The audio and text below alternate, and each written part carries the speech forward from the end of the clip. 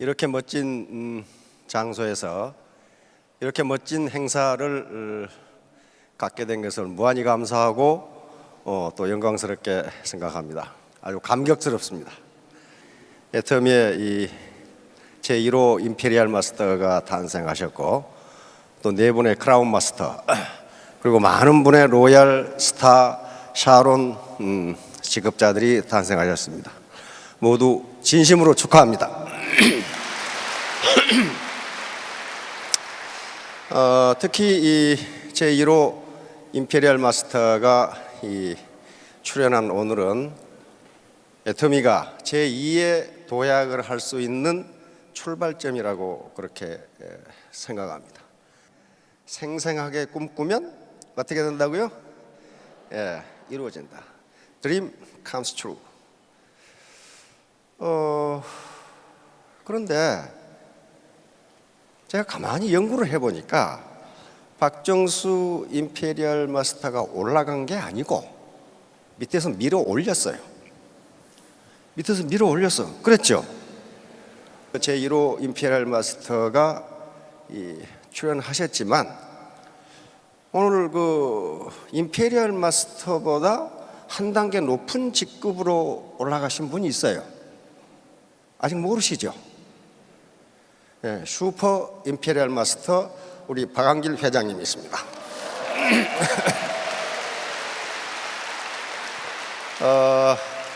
이렇게 멋진 회사를 만들어 주신 우리 박한길 회장님께 축하드리고 다시 한번 우레와 같은 큰 박수 부탁.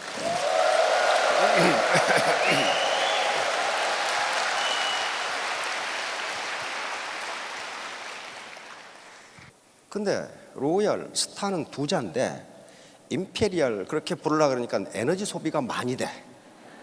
두 자로 불러야 되는데 근데 임페리얼을 우리가 번역하면 어떻게 되죠? 황제. 그렇죠? 황제. 그런데 이 황제라는 말은요, 황제, 요거 우리하고 관계가 없어요. 황제는 중국의 전설에서 나오는 얘기입니다. 그러니까 이 어떤 국가나 집단의 최고 통치자는 왕이라는 말로 다 됩니다. 왕이면 되는 거예요.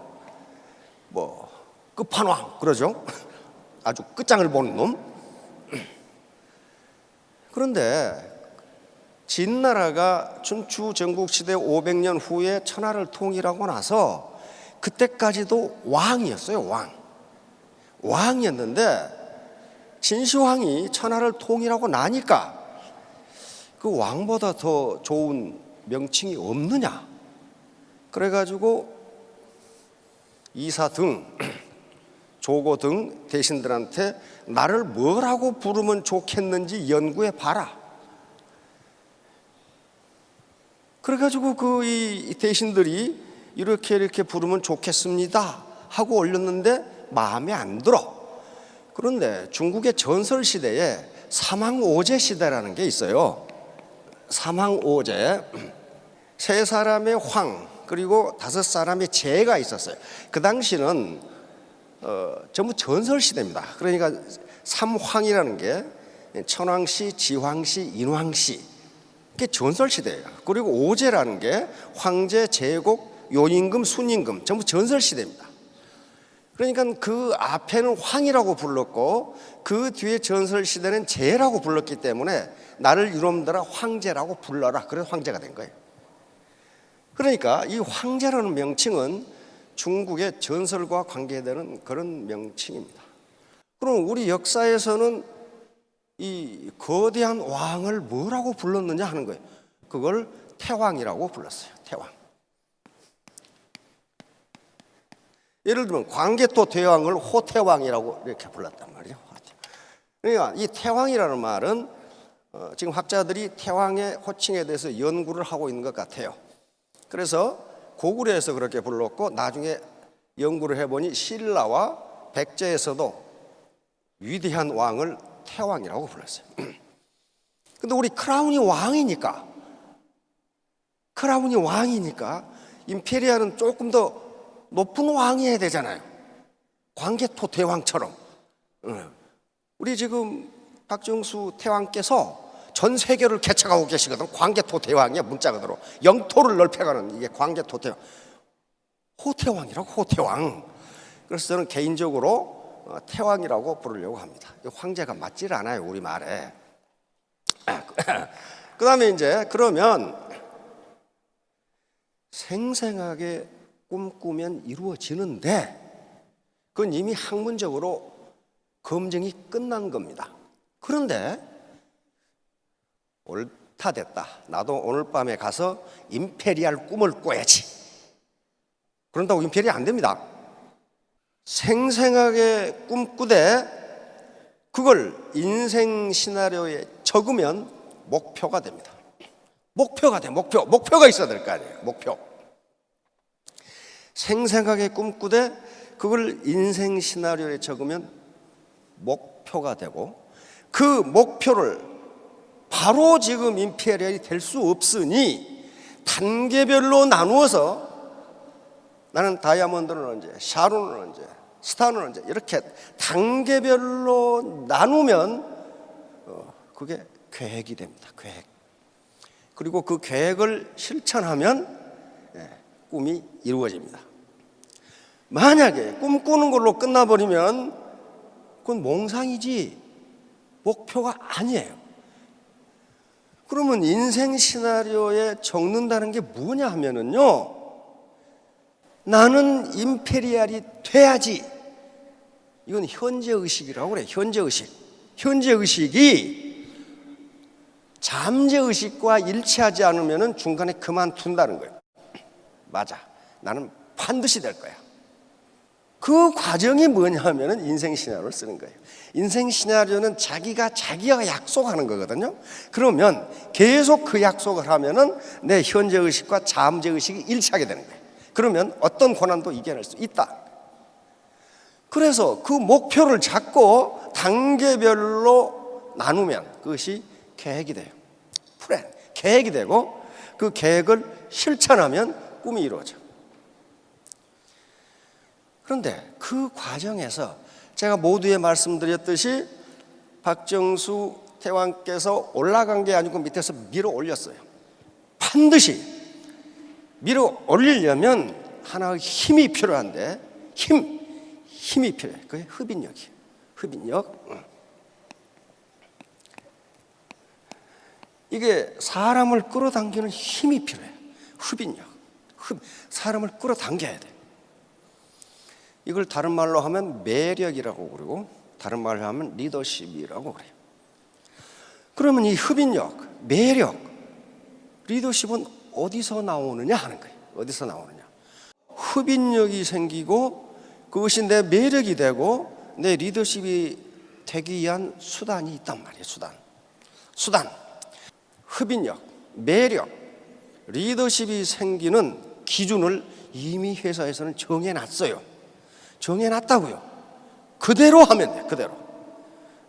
그게 사운입니다. 사운 맨 처음에 어떻게 되죠? 다시 같이 한번 해봅시다. 영혼을 소중히 여기며. 영혼을 소중히 여기며. 여기는 제가 이 온라인 강의에서 얘기했어요. 두 가지 의미가 있다. 하나는 다른 사람을 내 목표 달성을 위한 수단으로 이용하지 않는다. 이거 굉장히 중요한 거예요. 또 한 가지는 양심에 따라서 행동한다.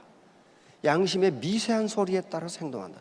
요건데 우리 예텀에서 굉장히 중요한 것은 다른 사람을 내 목표 달성을 위한 수단으로 이용하지 않는다. 파트너들은요 그렇게 미련한 사람들이 아니에요. 말로는 파트너의 동반 성공을 위해서 뭐 어쩌고 하면서 자기 목표 달성을 위해서 파트너들을 수단으로 사용한다고 생각하면 흡인력이 생기지 않습니다. 그럼 배척력이 생겨요. 배척력이 생겨. 굉장히 중요한 거예요. 자, 영혼을 소중히 여기며 다음 뭐라고 그랬어요?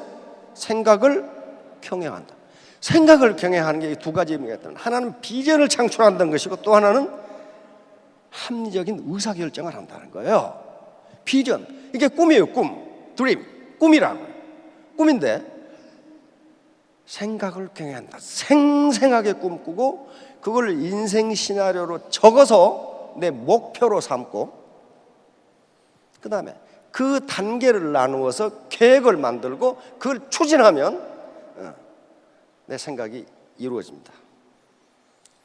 그러니까 사원에 이미 다 정해놨어요. 그렇게 하면 된다고. 그 다음에 세 번째가 뭐예요? 믿음의 굳게 서며. 이게 나는 반드시 임페리얼 마스터가 몇 년 만에 되겠다, 이걸 굳게 믿는 거란 말이에요. 굳게. 그런데 학자들의 연구에 의하면 나는 임페리얼이 돼야지, 그렇게 해서 되는 게 아니라고 그래요. 반드시 그 현재 의식이 잠재 의식과 일치를 할 때 어떤 고난도 이겨낼 수 있다. 그게 믿음의 굳게 섬이. 굳게 섰으니까 어때요? 아무리 폭풍이 불고 아주 몰상식하기 짝이 없는 파트너가 욕을 해도 안 움직이는 거예요. 그게 믿음의 굳게 섬이야. 사원의 결론은 뭡니까? 겸손이 나오죠. 겸손. 이게 애터미의 결론이에요. 겸손. 이 겸손하지 않으면요, 오만하면은 절대로 임페리얼이 아니라 샤론도 되기 힘들어요. 힘듭니다. 겸손이라는 게 결론이에요. 앞에 걸, 겸손하지 않은 사람이 어떻게 다른 사람의 영혼을 소중히 여깁니까? 그거 되지가 않아요. 겸손하지 않은 사람이 어떻게 믿음에 굳게 서요? 맨날 자기 이익만 따지는 사람이. 그렇지 않단 말이에요. 겸손하다는 것은, 겸손이라든가 영혼을 소중히 여긴다든가 생각을 경외한다든가 믿음에 굳게 선다는 것은 모두 추상적인 용어입니다. 그것이 행동으로 나타나지 않으면 그건 증명이 되질 않아요. 그러니까 겸손이라는 것도 파트너의 의견을 들어주고 파트너의 애로사항을 알아주고 서로 소통, 원웨이 커뮤니케이션이 아니라 투웨이 커뮤니케이션이 이루어질 때 그 사람을 겸손하다, 이렇게 이야기합니다. 겸손하다. 그런데 가만히 보세요. 사원을 가만히 보세요. 우리가 가치를 본질적 가치와 도구적 가치로 나눕니다. 본질적 가치는 그 자체가 목적이 되는 가치예요. 그러니까 어떤 것을 실현하기 위한 수단이 아니고 그 자체가 목적이 되는 가치, 그 자체만으로도 인류 보편적 가치를 가지고 있는 것을 본질적 가치라고 그러는데, 우리 사원의 구성 요소를 가만히 보세요. 첫 번째 줄이 영혼입니다. 그렇죠? 영혼은요, 이건 그야말로 본질적 가치예요. 왜냐하면 창조주가 인간에게 집어넣어준 게 생기가 영혼이거든요. 본질적 가치라고요. 두 번째, 생각. 마찬가지죠. 본질적 가치. 믿음, 본질적 가치. 겸손, 본질적 가치. 그러면 사원이 의미한 말은 뭡니까? 본질적 가치를 추구하면 도구적 가치가 실현된다, 그런 말이에요. 지금 도구적 가치는 올 5천만 원, 이게 도구적 가치예요.